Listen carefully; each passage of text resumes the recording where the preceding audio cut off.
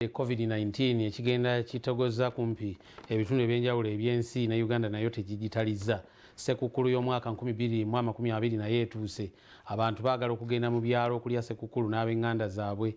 Naye abagoba b'ebidduka abamu abasaabaza abantu beeraliikirivu ti gavumenti teebazze ku muggalo naddala mu nteekateeka y'obutayagala nnyo bantu kuva mu bibuga n'okuva awalala bagende mu bantu bali okubeegatta mu sikulwa ng'ekirwadde COVID-19 kisaasaana.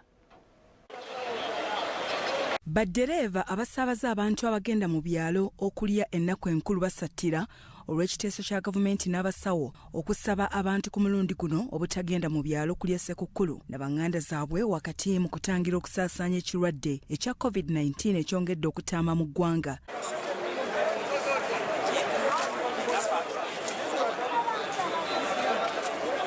Wekijjidde nga waliwo n'amaloboozi okuva mu basawo abateesa okuzza omuggalo okutangira abantu okutambula. Manye ino omugaso gwayo. Lockdown nga bwe tugamba social distancing. It is one way to ensure social distancing. So bw'oteekako lockdown kati nga bwe tugenda mu biseera bya sikukulu mu birabye abantu abagenda mu Masaka Road zijjudde zigenda abantu abali ku Jinja Road naye bw'ogamba tulookinge buli omu asigala waali. So ekyo kireka infection obuteyongera. Baddereeva bagamba tebaagala wadde okuwulira ekigambo omuggalo kubanga ogwasooka gwabatulugunya ebitagambika. Kati oŋŋamba oli anu COVID semutwala nga yoba wakugenda. Oŋŋamba abantu essaawa zino bagenda. Ng'ogamba ndogenda kusaba ennaku z'omwezi 20 abantu be bagana okugenda mu kyalo. Abantu be COVID yagenda dda banoonye solution endala. Bali mulimu guno ogw'okusaabaza abantu. Kyandibadde kirungi kuba tubadde mu lockdown ya myezi 3. Kali wate bw'otuuza ku muggalo ogwa Desemba era tubadde tukola. Bagamba kikyamu okuteesa ku nsonga eno kubanga kati eggwanga lyetaaya nga n'ekirwadde kyatuuka dda mu bantu n'okuggula ensalo. Zaggulwawo zonna nzigule ate ogamba otya mb'osiba emmotoka ezigenda mu byalo ate ensalo waziggula kitegeeza abava eno abagenda e Kenya bagenda abava eno abagenda e Rwanda bagenda abava eno abagenda e Tanzania bagenda n'abava eri bayingira okiraba sooka osiba ensalo olikogamu bw'atoggalazira emmotoka ezigenda ennyene empanvu okiraba kigasa ky'okuba ng'oggadde emmotoka ezigenda eri ng'ate ensalo nzigule.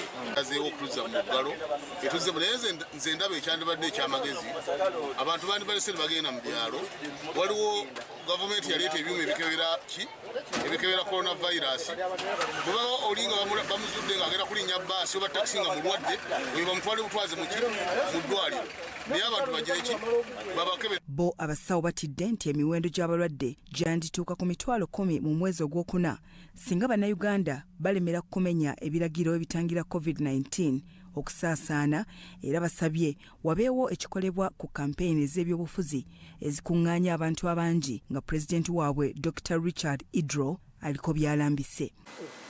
The biggest spread in our assessment right now is the campaigns.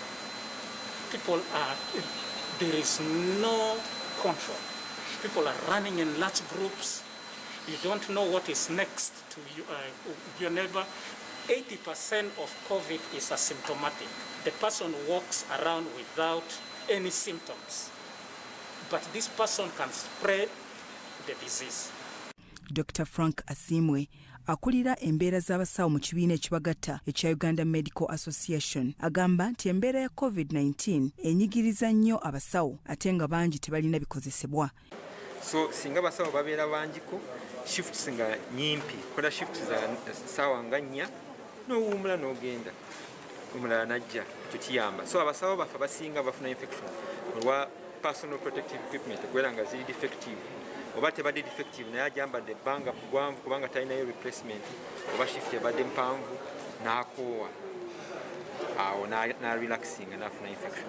COVID-19 we lutuukidde olunaku olwaleero nga yakatta bannayuganda 225 ng'abasawo bali 14 abalwadde bali 28,168 nga kuno kuliko abasawo abasoba mu 1,000 so nga abaakakiso mu mattuka bali 1,500. Bya Muhammad Wamala, Salt TV, Omonyo.